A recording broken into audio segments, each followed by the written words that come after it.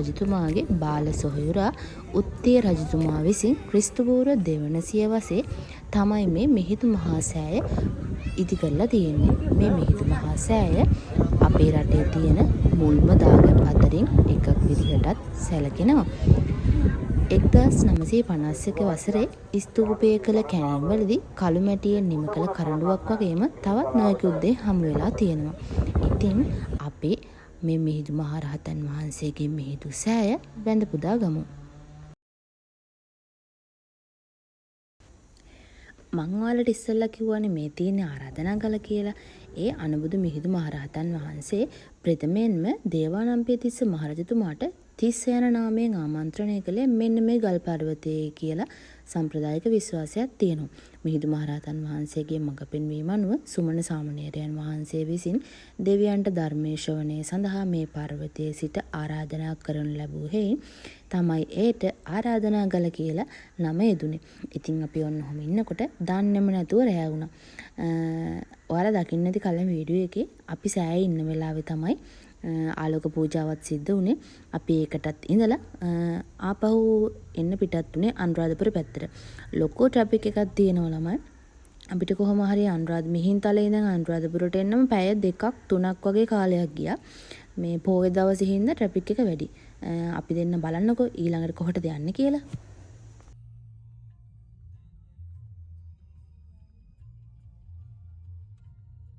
දැන් වෙලාව නම් මට මතක විදිහට රෑ 10ත් පහුවෙලා. රෑ 10 පහුණා කියලා බෑනේ පොයේ දවසේ ජයශ්‍රී මහ බෝධීන් වහන්සේ රුවන්වැලි මහා සෑයේ වැඳ පුදා ගන්න තියෙනවා නම් මං හිතනවා ඒක මහත් පින්කමක් කියලා. ඉතින් අපි දෙන්නත් කොච්චර වුණත් කමක් නැහැ මේ වැඳ පුදාගෙන යමු කියලා ගියා.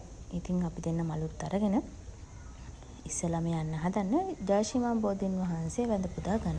ඉතින් ඕගොල්ලොත් අපිත් එක්ක යමුකෝ. සුපතිත්තිත රත්න අනුරාධපුරේ සාමදිත්තිත දක්ඛින ශාක බවන් සුබමේඝවනම් බරමේ කනිබං ජය බෝධි මහං පානමාමි වරම්. සාදු සාදු සාදු. මේ පින්බර පොසොන් පොයේ දවසේ අපි දෙන්නටත් මේ අනික් හැමෝම වගේ ජයශ්‍රී මහ බෝධීන් වහන්සේ වැඳ පුදා ගන්න අවස්ථාවක් හම්බුණා. ඉතින් ඇත්තටම මගේ හස්බන්ඩ්ටත් ගොඩාක් පින් මේ වගේ පොයේ දවසක මාවත් මේ වගේ තැනකට එක්කන් ආවට.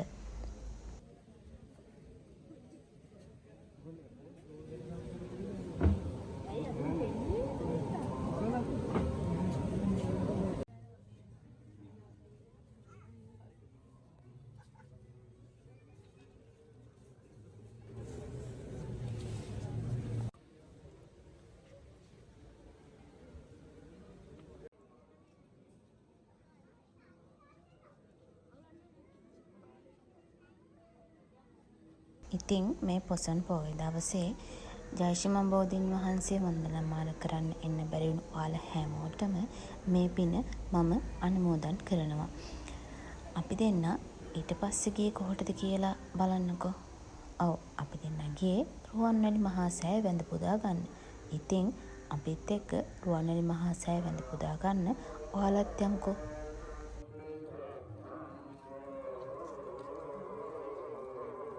අනුරාධපුර කියලා කියන්නේ ඇත්තටම පුරයක්. මං එහෙම කිව්වොත් හරි නේද? පොසොන් පොයේ දවසේ අනුරාධපුරේ තියෙන ලස්සන වෙන කොහෙවත් මම නම් දැකලා නැහැ. ඉතින් අපි දිනට මෙහෙම යනකොට බක්මී මල් ගන්න තැනකුත් හම්බුණා. බක්මී මල් සාමාන්‍යයෙන් ඉතින් හැමතැනම හොයන්න නෑනේ. අපි බක්මී මල් ටිකකුත් අරගෙන රුවන්වැලි මහා සෑය රජාණන් වහන්සේ වැඳ පුදා ගන්න ඇතුළත් වුණා.